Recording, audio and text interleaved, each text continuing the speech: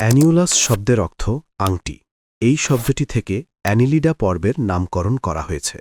স্বভাব ও বাসস্থান।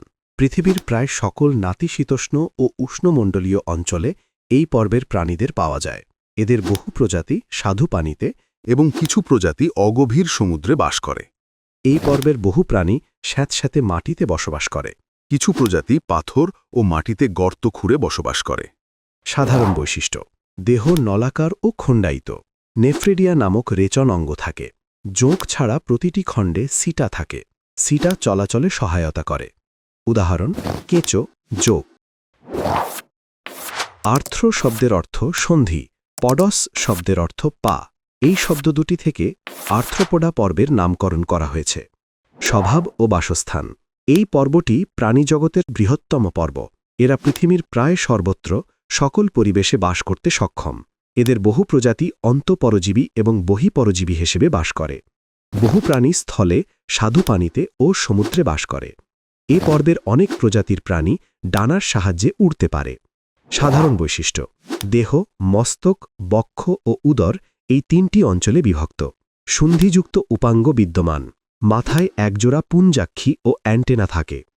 নরম দেহ কাইটিন সমৃদ্ধ শক্ত আবরণী দ্বারা আবৃত। ম্যালপিজিয়ান নালিকা নামক রেচন অঙ্গ থাকে।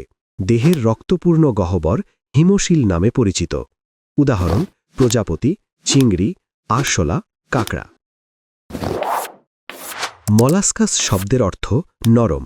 এই শব্দ থেকেই মলাস্কা পর্বের নামকরণ। স্বভাব ও বাসস্থান। এটি প্রাণীজগতের দ্বিতীয় বৃহত্তম পর্ব। এই পর্বের প্রাণীদের গঠন, বাসস্থান ও স্বভাব বৈচিত্র্যপূর্ণ। এরা পৃথিবীর প্রায় সকল পরিবেশে বাস করে। প্রায় সবাই সামুদ্রিক এবং সাগরের বিভিন্ন স্তরে বাস করে। কিছু কিছু প্রজাতি পাহাড়ি অঞ্চলে, বন জঙ্গলে ও স্বাদু পানিতে বাস করে। সাধারণ বৈশিষ্ট্য: দেহ নরম। নরম দেহটি সাধারণত শক্ত খোলস দ্বারা আবৃত থাকে। পেশিবহুল পা দিয়ে এরা চলাচল করে। ফুসফুস বা ফুলকার সাহায্যে শ্বসন কার্য চালায়। উদাহরণ: শামুক, ঝিনুক। একাইনোস শব্দের অর্থ কাঁটা। ডার্মা শব্দের অর্থ ত্বক। এই শব্দ দুটি নিয়েই একাইনোডার্মাটা পর্বটির নামকরণ করা হয়েছে। স্বভাব ও বাসস্থান।